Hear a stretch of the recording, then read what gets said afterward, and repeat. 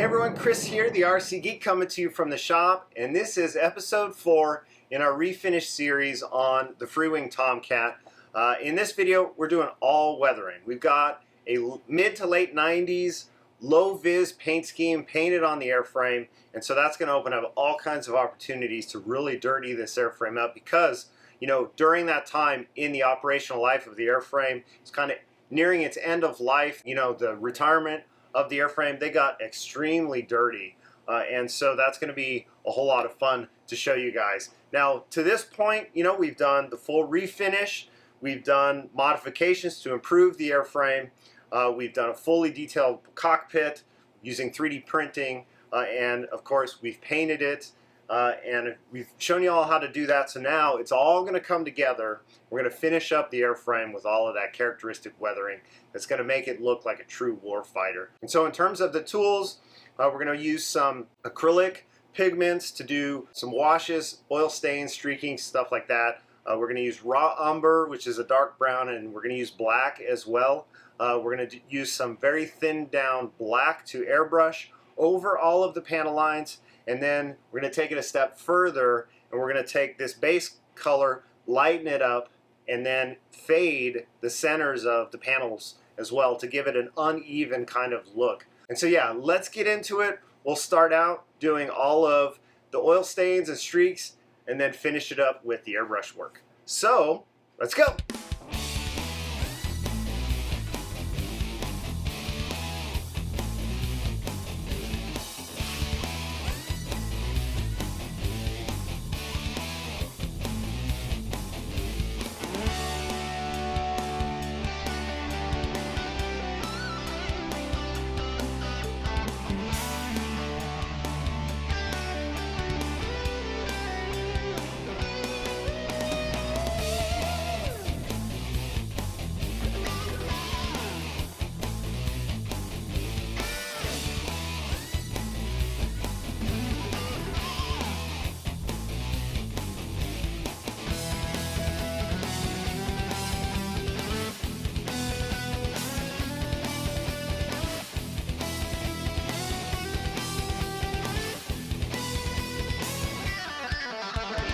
Alright, so here is the finished Tomcat. I am so happy with how this came out.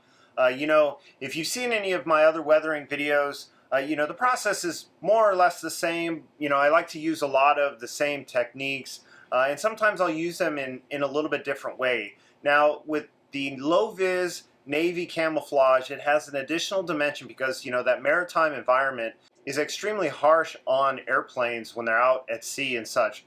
And as a result, you know, you've got panels that are touched up regularly, and you get this mottled kind of fading that occurs, and that's not to mention that the Tomcats near the end of their career required a lot of maintenance. So to accomplish the final look, I started off with all of the oil stains and streaks and that kind of stuff, and I used folk art acrylic pigments for that. Raw umber is a nice dark brown that I like to use for a lot of it, and then I used black a little bit more sparingly because with the black it can overpower the look pretty quickly, so you do want to use it a bit sparingly.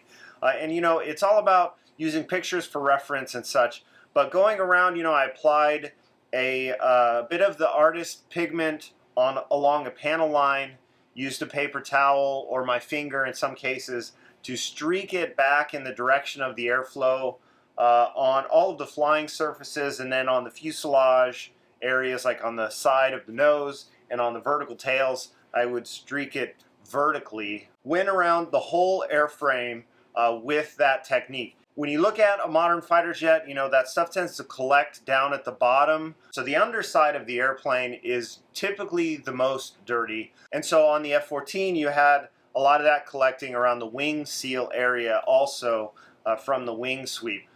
And so once I had gone through and applied all of the wash to get that oil streaking and staining, from there I applied very thinned black paint with the airbrush, just airbrushed over all of the panel lines very carefully. And I like to use a really broad stroke, and so you get a really kind of wide fade, but you want it to be quite thin and you don't want to overpower it. The whole idea is you can always add more if you want more, but it's a lot harder to take it away.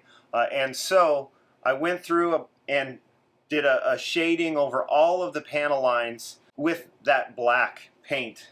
While I had the black in the airbrush, I taped along the wing seal area on the upper and lower surface. I just placed the wing in place, put the overwing fairing on, and used frog tape that I cut into a 1/8 inch wide strip and taped along the wing seal. And then from there I took the wing off and just shaded that area with the black because that is an area on the airplane where a lot of oil and dirt collected as the wing swept. Now once I had that shaded the way that I wanted, I put it back on the airplane and I put the overwing fairing hatch back on, and I pressed on the wing seals and I rotated the wing back and forth to get that characteristic striation that you would get in that grime that collected in that wing sweep area. And so I also used some Scotch-Brite in there as well. But mostly, you know, by doing that, you can get the perfect look. And what happens is the overwing fairing will scrape off kind of some of that paint, and it gives a really good look. And so, after that was all done, I burnished the whole airframe down with a fine Scotch-Brite pad. And this is extremely important to blend it all together, okay, because that black can be pretty harsh in terms of a look. And so you want to tone that down. Once I had that all done, I took it a step further and I took the base color of the airframe, which is dark ghost gray FS36320, and I added some white into it. And I had a bottle of Model Master paint that I've had. Unfortunately, they don't make those anymore, so you can use like Humbrels or something like that. But I put that in the airbrush. Again, it was very, very thin. And what I did is I went around the entire airframe and airbrushed the centers of the panels in kind of a random fashion. So I used, again, a broad stroke in some cases, like for the larger panels. I used a finer stroke for some of the smaller panels, and I didn't fade all of the panels. Like if you look along the wing, I did a random few of the spoilers that are on the wings, and I did that across the entire airframe. Additionally, I would spray kind of dots with the airbrush as well to give it that mottled kind of look that you got on the F-14s. And so again, all over the airframe, and what that does is it gives it that faded look that you got on the airframes in that maritime environment. And so you can play with that and do all kinds of different colors, and you can really explore things a lot. For me, I just used the lightened base coat for the whole thing, and it worked really well. It looks great, and so depending on how you apply it all over the airframe, you can get a different type of look. So after that faded effect was added, again, I burnished it all down with the fine Scotch-Brite pad, and then sprayed a matte clear over the entire airframe to seal it up, protect all of that hard work. And what that does too is it helps blend it all back together, because you can get you know, some scoring in the surface as such, and so that seals all of that up. And so yeah, once it was all done, got the airplane back together, I actually added a 3D printed glove pylon, and that's going to be there to help hide the tires. And so that was pretty much it. It's a process. I love the weathering process. I think it's my favorite part of, you know, doing a project like this. And so that's where the whole thing really comes together and you get that realism to come through. It's a low-vis navy paint scheme. You can play with all of these techniques, you know. There's no one way to do any of this. This is the approach I like to take. You know, it's really all in how you want to approach it and the end result that you want from it. And so that's it for this video, guys. Thanks so much for watching. Don't forget to follow along on social media at the RC Geek. Subscribe.